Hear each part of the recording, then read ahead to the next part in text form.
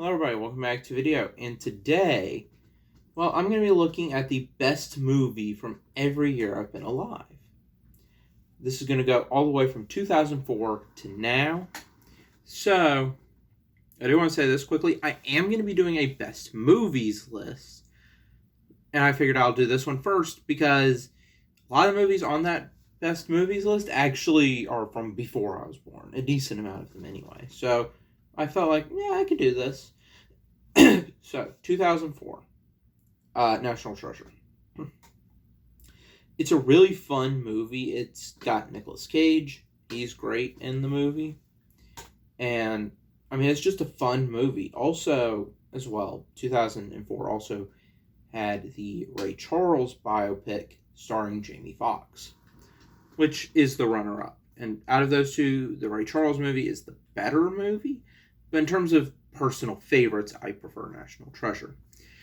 2005 was an interesting year because you have Star Wars and James Bond in the same year.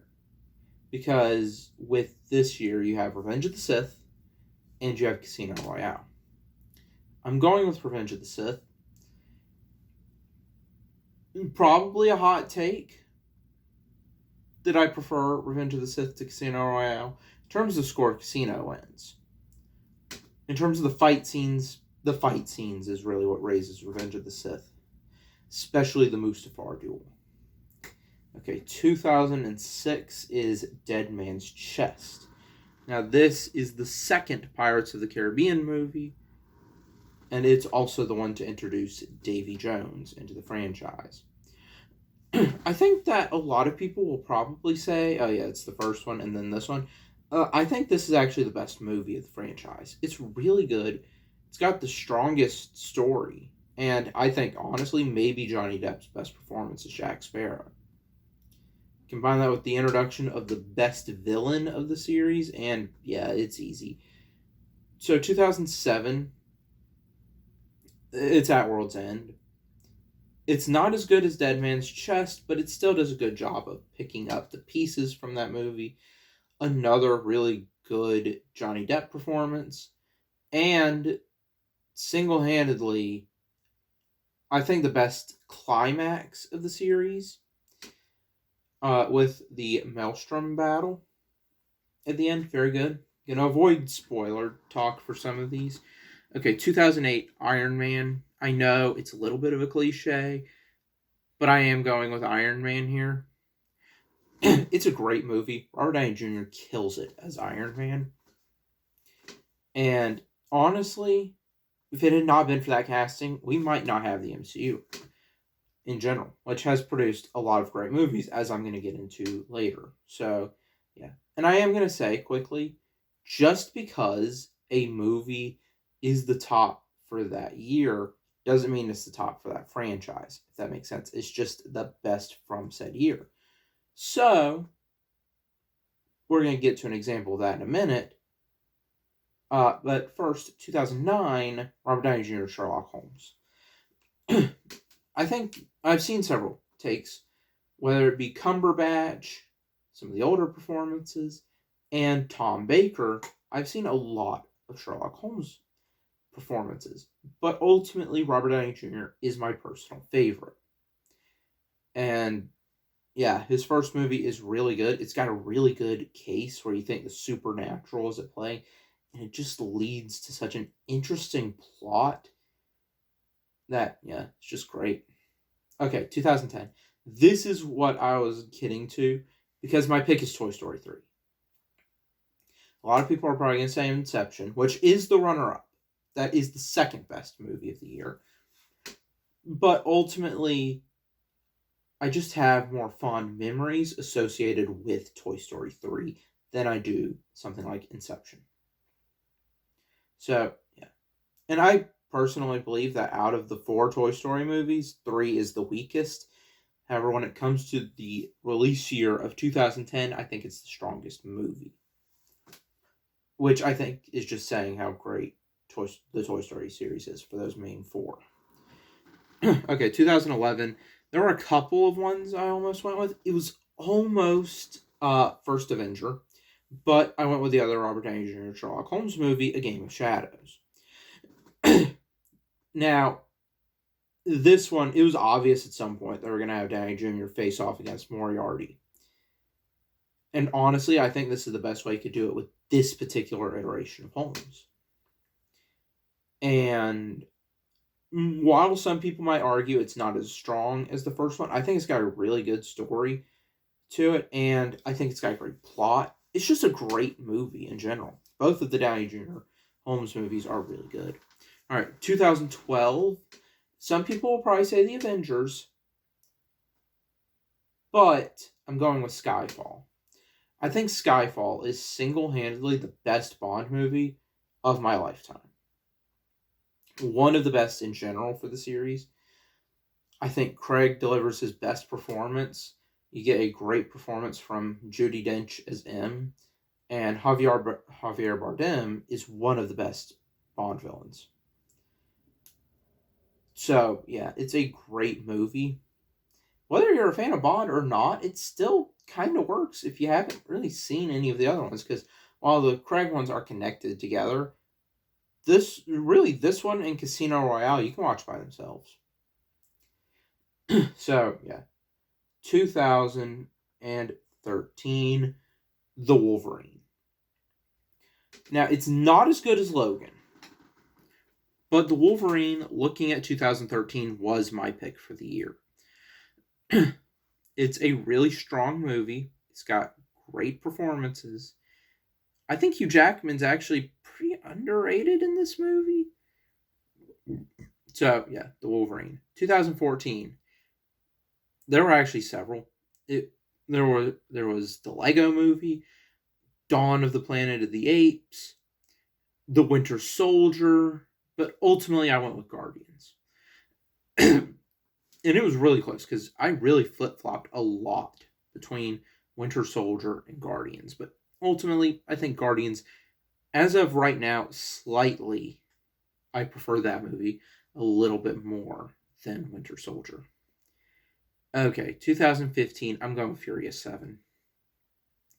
It's a fantastic send-off to Paul Walker. Jason Statham is probably the best villain of the series, excluding Jason Momoa. And I think that as a story, this movie has the best plot. I think it has the best writing, and definitely, I think, some of the most interesting action scenes, and that fantastic ending as well. And also having, I think, one of the better songs of the 2010s, maybe one of the best, See You Again, is a fantastic tribute to Paul Walker. All right, 2016, Doctor Strange. So 2016 was kind of easy for me to go with Doctor Strange. So, yeah, for some of these movies, if it was close, it comes down ultimately to which one would I rather, which one, if I wanted to watch one of them right now, which one would it be? Doctor Strange was easily the 2016 pick. Another easy pick goes to 2017 with Logan. I mean, was there really going to be any doubt that Logan was my pick for 2017? It's a great movie. I think, honestly, it is single-handedly maybe the best movie released during my lifetime.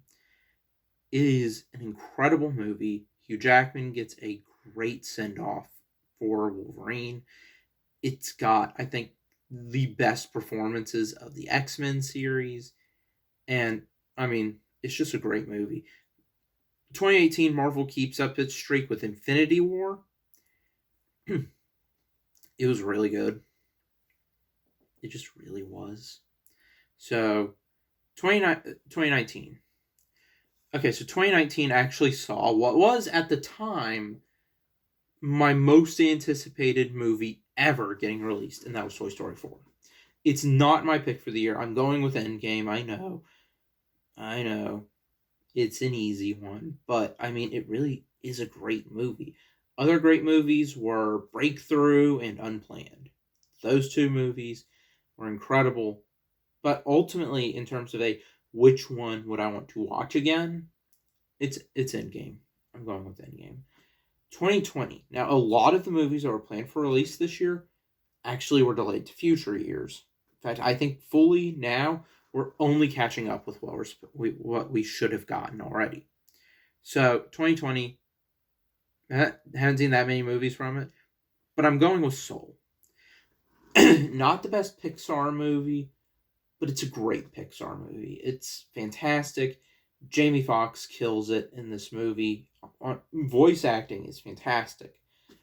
And, right, there were several people who said, oh, this movie will change your life. It's not a movie that will change your life, but at the same time, it's a really good movie. So, I think it's safe to say, easy winner of 2020. 2021, there were a lot of movies I watched from this year. They were really good. Shang-Chi was really good. Godzilla vs. Kong was really good. But ultimately, I gotta give it a No Way Home. I mean, I know there's a lot of Marvel content in this video, but I mean, when Marvel can produce a top tier movie, it knocks it out of the park. So, No Way Home, I believe, is single-handedly the best Spider-Man movie. It's a little close. Spider-Man 1, featuring Tobey Maguire, and Across the Spider-Verse are also really good, but, I mean, nothing is going to be able to touch No Way Home. Honestly, maybe this should have just been the finale for Spider-Man. I know that's going to be a hot take, but, I mean, honestly, it's the best one. They're never going to be able to top it. 2022. Shut In. Now, I reviewed this movie on the channel, and I think it's a great movie. It really is. And, it's actually kind of funny, because we go from a big, multiversal blockbuster with 2021's best movie, No Time to Die as well, was there. But then we go to 2022, where we have the best movie is essentially half of it, the main character. She's locked in her pantry. I reviewed this movie. It's a great movie. So, yeah. 2023. This was a tough year, because I actually saw a bunch of great movies. But ultimately it came down to 3.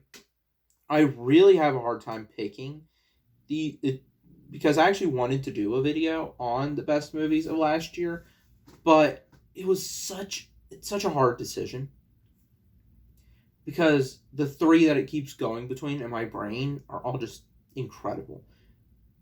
Oppenheimer is an incredible biopic about the life of J. Robert Oppenheimer. Guardians of the Galaxy Volume 3 allows James Gunn to finish maybe the best trilogy of the 21st century. And John Wick Chapter 4 is an incredible movie that ultimately I think is the best John Wick movie and one of the greatest action movies of maybe the 21st century, definitely of the 2020s. So, what do I go with here? I'm going with John Wick, right? In terms of a pure technical level, Oppenheimer is number 1. But in terms of personal preference, John Wick Chapter 4 is the best movie of 2023. Okay, 2024. This one's funny because I've only seen one movie from this year, so it kind of has to be that. And so it's Godzilla X Kong: The New Empire. Movies I think could beat this one. Well, definitely probably will. Deadpool. I think, honestly, Deadpool is probably going to be the main movie that it's the main one I'm excited for this year. There are a bunch of other ones that I am excited for, but yeah. So there you have it. The best movie, in my opinion, my personal favorites, every year I've been alive, from 2004 to 2024. I know there's a lot of repetition between the same franchises and stuff, but when those franchises can hit just an absolute home run, they're incredible. So, there you have it. That's it for this video. Like and subscribe. I'll see you in the next one. Bye.